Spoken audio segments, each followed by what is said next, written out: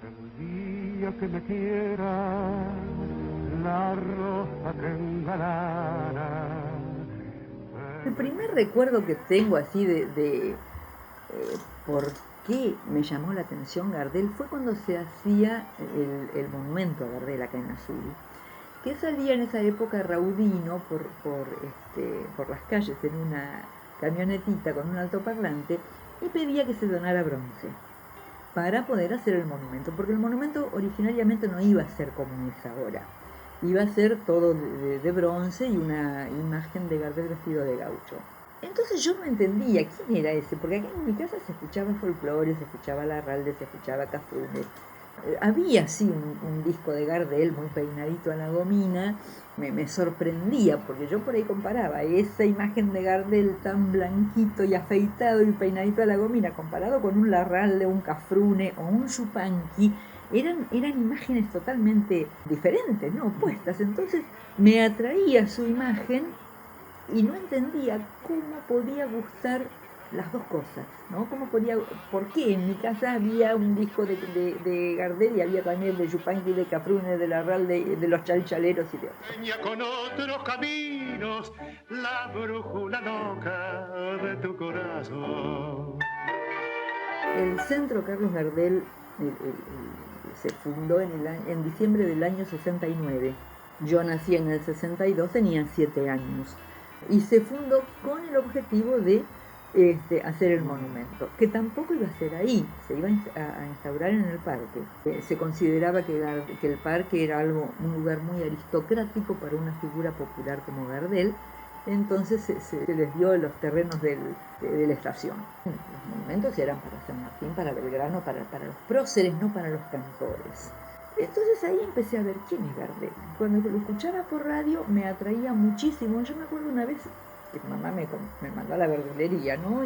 Y estaba la radio prendida. Yo me quedé escuchando Gardel. El vals, yo no sé qué me han hecho tus ojos, fue algo que me pegó muchísimo, me sorprendió cómo se podía cantar de esa manera, era una cosa que me llegó mucho. Yo no sé qué me han hecho tus ojos y al mirar... Yo no conocía a Gardel por el tango, conocía el tango por Gardel. Me llamó la atención ver el cariño que despertaba. Y después cuando iba escuchando algún tango, alguna cosa, y había algunas cosas de lunfardo, aunque por ahí en tiempo de la dictadura hubo tangos de Gardel que no se podían, o sea que no salieron a la venta y no se escuchaban por radio, sobre todo los tangos que tenían carga social, ¿no? El tango pan, qué sé yo, había, como hablábamos hoy de Cambalache, hubo algunos de Gardel también. Entonces, los que empecé escuchando eran los de Lepera, que no tenían mucho lunfardo y todo, pero después, a medida que fui conociendo más, que papá viajaba a Buenos Aires por razones de trabajo, y cuando venía me traía unos cassettes de Gardel y yo fascinada con eso, era el mejor regalo que me podía hacer. No querer condenarlo por haber robado un cacho de pan. Entonces, claro, por ahí me encontraba con tangos que yo no entendía lo que decían, porque acá en lunfardo no se habló jamás, y encima era un lunfardo de los años 30. Entonces, un día mamá salió y fue hasta la librería y cuando volvió me dijo, acá te traje un diccionario de lunfardo de José Bovelo. Entonces, bueno, ahí era escuchar a Gardel y leer. Guitarra, guitarra mía, por los caminos Por del ese bien. entonces frecuentaba mucho la casa de Tito Galicho, que Julio Vidal se hacía llamar también. Que Tito tenía era hermano de Alberto José, los dos tangueros, los dos locutores, hacían radio ambos. Tito era muy gardeliano, entonces yo solía ir a la casa y pasaba horas y horas, porque él me contaba de cuando había estado viviendo en Buenos Aires, de personas de tango que había entrevistado en la radio, y él tenía un libro de Gardel, que yo me moría cada vez que lo miraba. Él tenía el libro de José Razzano, es decir, José Razzano, que fue compañero de dúo de Gardel desde 1911 hasta 1925, después, en el año 46, le fue contando sus recuerdos a Francisco García Jiménez, y Francisco García Jiménez los llevó al libro. Entonces, es testimonial, porque son recuerdos, pero aparte está contado por un poeta como García Jiménez, que es una delicia leerlo, aunque lógicamente por ahí hay cosas que no se ciñen exactamente a la historia, ¿no? Te pongo una, cuando Razzano cuenta que cuando va a Toulouse con Gardel en 1924, van a la casa natal, digamos, de Gardel, y cuando abren la puerta, la viejita, la abuela, le dice, en este cuarto nació Carlos. Cosa que no es verdad, porque Gardel nació en el hospital. Son esos detalles por los que no se los puede tomar a pie juntilla para un trabajo de investigación histórica, pero leerlo es una delicia. Mano a mano hemos quedado, no me importa lo que he hecho, lo que Otro libro que tenía Tito Galicho, y que también lo tenía Mario Marateo, y yo muchos años más tarde lo conseguí, fue un libro que escribió un señor que yo no sé si era azuleño o si estuvo viviendo en Azul, que se llamaba Fernando Albores. Pero en el año 55, eso sí es una biografía de Gardel, para, seguramente como una estrategia comercial, firmó el libro como Isabel María del Campo, porque la novia de Gardel era Isabel María del Valle. Entonces, como la novia de Gardel era Isabel del Valle, él firmó Isabel María del Campo. Y pone Editorial Albores. La doliente sombra de mi cuarto al esperar. Y después, bueno, ya cuando fui un poco más grande me iba a Buenos Aires exclusivamente a comprar libros. Me llevaba un bolsito de tela de avión doblado entre la cartera y cuando volvía lo traía lleno. Yo hice el profesorado, me especialicé primero en literatura francesa y después en traducción. Y en eso estaba cuando ya me contacté con gente de Buenos Aires y tuve un maestro que fue alucinante, el gordo Formento, que es tío de Jorge Formento locutor. Había estudiado periodismo para que eso le abriera puertas para el tema de Gardel. Y aparte era representante artístico de muchos cantores, sobre todo del tango. Entonces conocía el ambiente del tango, tenía anécdotas, tenía mil cosas. Y un día Antonio Garrizo le trae de regalo, Garrizo había estado en Toulouse, y le trae de regalo un librito en francés. Y se lo dedicó a Formento, que estuvo en mis pensamientos mientras caminaba por Toulouse, qué sé yo. Y Formento me regaló ese libro porque estaba en francés. Me dice, fíjate, yo sentí que me moría, ¿viste? Semejante belleza. Así que lo usé como ejercicio de traducción. Fue el primer libro, no te digo extranjero, porque ya tenía algunos que por ahí editados en España que se comercializaban acá, pero el primer libro en idioma extranjero.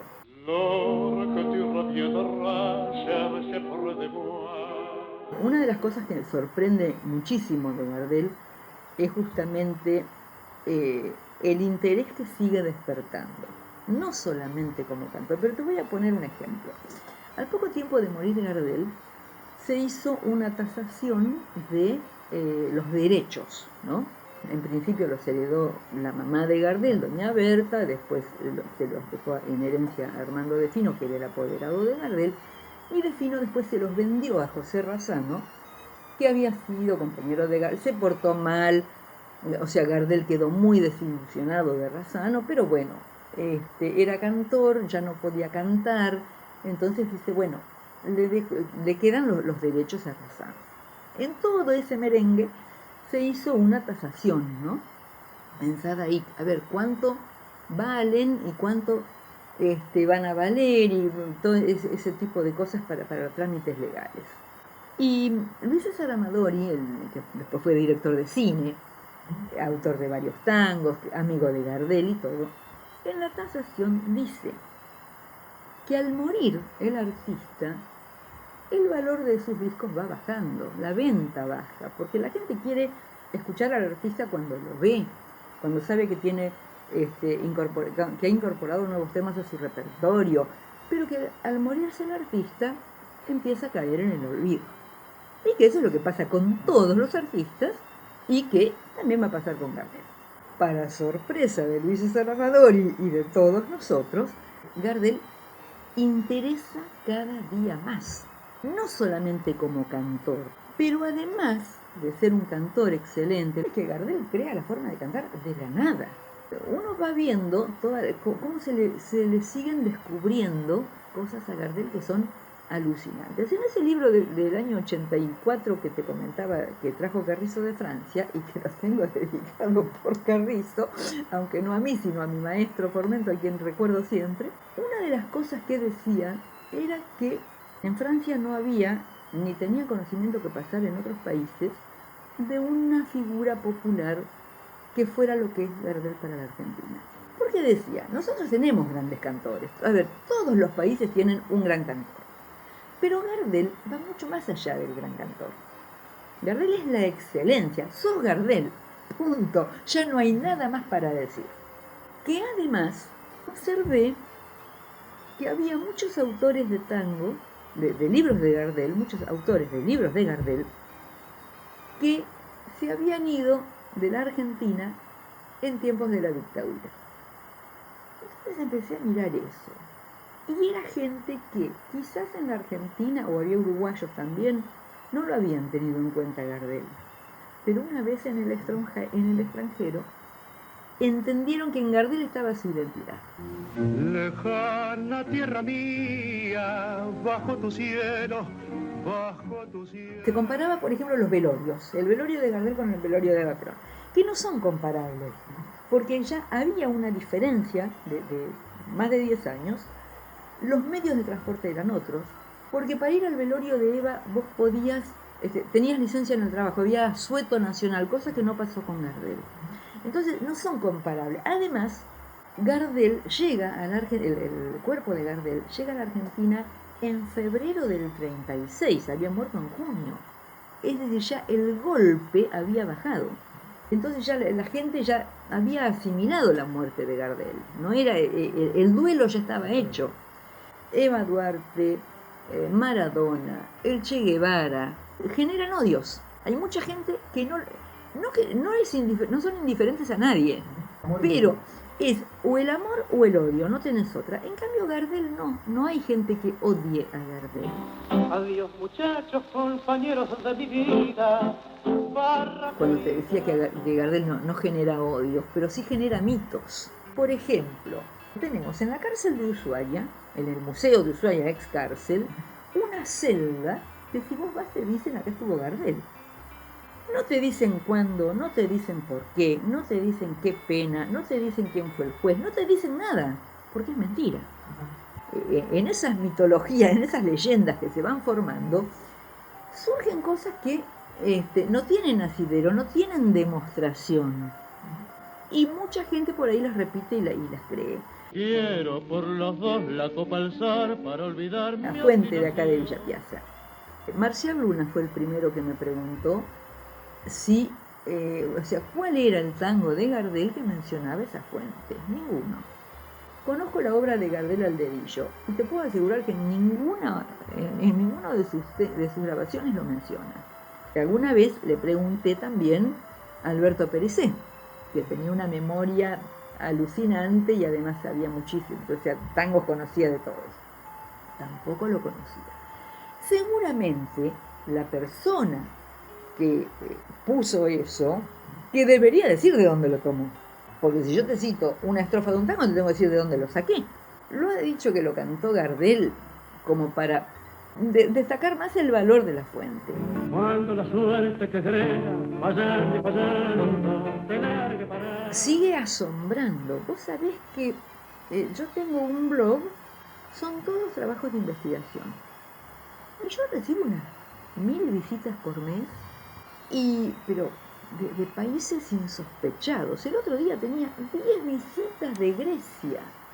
Desde Atenas estaban navegando por mi blog, ¿no? La India, Rumania. ¿Viste cuando decís, pero qué les puede interesar de Gardel a esta gente? ¿Cómo lo pueden? Observo mucho eso.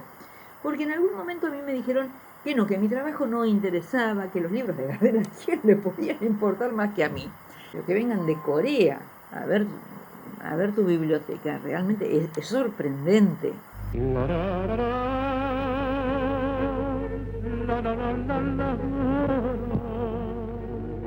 El tema del nacimiento es lógico que haya generado polémica, porque, Gardel nació en Francia, vino a la Argentina cuando tenía 3 años, 2 años y pico. En 1908, cuando cumplió los 18 años, Gardel se tendría que haber enrolado como extranjero, pero enrolado al fin. Decir, bueno, acá estoy, ya cumplí 18 años, o sea, el 12 de diciembre de 1908. No lo hizo.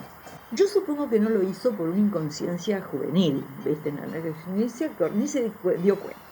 Al poco tiempo viene la Primera Guerra, en el 14, y Francia cita por todos los diarios de mayor circulación a los franceses e hijos de franceses radicados en Argentina para ir a pelear por Francia. Gardel no se sentía francés, no quiso ir, entonces no fue. Perfecto, pero estaba en falta con las leyes argentinas y en falta con las leyes francesas, en una época que el estado de sitio era moneda corriente y todo. Cuando Gardel empieza ya a crecer como artista y quiere irse a Europa, si lo pescaban las autoridades francesas, quedaba preso hasta los 48 años. Imagínate que murió a los 44. Uruguay sacó una ley que era para brindar protección y amparo a los uruguayos residentes en el extranjero. Entonces, bueno, Gardel tenía que ser uruguayo para poder acogerse a esa ley. ¿Qué hizo? Para acogerse a esa ley era muy fácil. Gardel fue al consulado uruguayo de Buenos Aires y dijo, sí, yo nací en Tacuarembó, Uruguay. No tengo nada que... Bueno, dentro del año, él tenía que presentar una documentación que lo avalara. No lo presentó. Pero a Gardel, el 8 de octubre de 1920, le extienden un certificado que dice, no dice que nació en Tacuarembó, dice que Gardel dice haber nacido, con 2 testigos. Uno de ellos fue su amigo Razzano y otro era un señor uruguayo, porque justamente la ley pedía que uno de los testigos preferentemente uruguayo. Entonces, Gardel ahí ¿qué hace? Se modifica el apellido, que era Gardés con S, lo cambia por Gardel con L, y se cambia el año de nacimiento. En vez de 1890, se agrega 3 años, 1887, igual que Razzano. Entonces, bueno, sí, los dos uruguayos. ¿Por qué elige Tacuarembó? Porque en Tacuarembó él tenía un amigo, que era del Abasto, uno de los Traverso. Entonces, que los Traverso eran varios hermanos. Uno de ellos era caudillo conservador. Y otro era el que tenía una fonda, que era el más amigo de Gardel, Gillo, y Cielito, que había matado a uno, a Argerich, en 1901, y lo extraditaron al Uruguay. Y se fue a Tacuarembó. Entonces, si a Gardel se le complicaba la situación y necesitaba una mano, tenía en Tacuarembó a un Traverso y en Buenos Aires al otro. Entonces, le era mucho más fácil solucionar cualquier inconveniente que le pudiera surgir. A Gardel le dan entonces un certificado provisorio que vencía al año. Dentro de ese año Gardel debía llevar una fe de bautismo, una partida de nacimiento, algo que no llevó. Y antes de que se venciera ese documento, sacó carta de ciudadanía argentina. O sea, hizo una jugada de ajedrez muy inteligente. Entonces, Gardel, ciudadano argentino, sacó el pasaporte, pudo ir a cantar a Francia, a España, a todas partes, anduvo por todo el mundo. En todos sus documentos posteriores a 1920, dice nacido en Uruguay. Y ahí es donde se genera la confusión. Pero él mismo lo aclara en el testamento, en 1933, de su puño y letra, escribe el testamento, y el primer punto que aclara es: soy francés, nacido en Toulouse el 11 de diciembre de 1890, soy hijo de Marie Berthe Gardés, etcétera, etcétera. Entonces, al fallecer él, tal como pasó, doña Berta heredaba. Si él no hubiera sido hijo de doña Berta, no necesitaba poner eso. Él pudo haber dicho, dejo todos mis bienes a mi cuidadora, o a mi madrastra, o a Berta Gardés. O sea, no necesitaba mentir en el testamento como algunos afirman.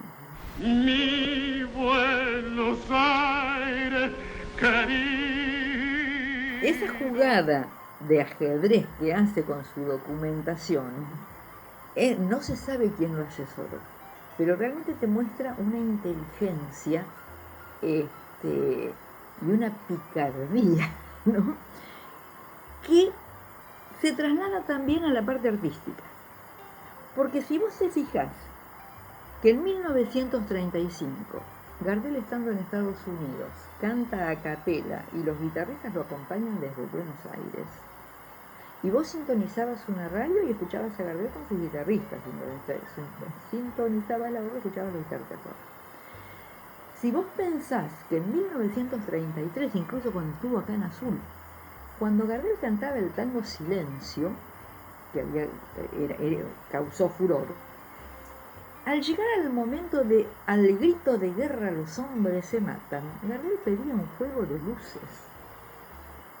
Eso es algo que en el año 33, si te pones a pensar las innovaciones que hizo Gardel en el año 35, cantar un tango con el estribillo en inglés, esa inteligencia creativa, ¿no? Fíjate que en el 33 Gardel grabó a dúo con él mismo. Cantaba un disco con la primera voz, después a ese mismo disco le agregaba la segunda voz. ¿Cómo se le ocurría eso? Gardel inventó un método para componer. Como él no sabía música y tenía un piano en su departamento y componía de oído, creaba la melodía y la iba... y después cuando llegaba el arreglador musical en Estados Unidos, y Gardel se le había olvidado la música. Y por ahí lo llamaba a las 3 de la mañana para silbarle un tango y el otro dormido. Las cosas que se han perdido. Entonces inventaron un sistema que después se implementó en el sistema americano, con papelitos en las teclas, ¿no? Con números según el orden de las teclas y letras según la duración. Toda esa sumatoria de cosas es lo que hace que Gardel siga siendo Gardel. Era un adelantado, imponía modas. Es tal vez lo que hoy se llamaría un influencer. Silencio en la noche, ya todo está en calma, el músculo duerme. Gardel impuso la moda de la gomina. Y como en esa época la gomina se hacía en forma casera, con goma tragacanto, yo tengo por ahí la receta, hubo un argentino aventurero en Francia que fabricaba gomina y en la propaganda estaba Gardel. Tuvo esa cosa que no tiene cualquiera y tenía una gran disciplina, porque Gardel es una obra de sí mismo. Un muchacho sin padre, criado en un conventillo, está bien, sí, pupilo en un colegio de curas también, gordito, con una tendencia a la obesidad muy importante, que si lo mirás en la película del año 17 y lo comparas con las películas del año 32, no podés creer que sea el mismo.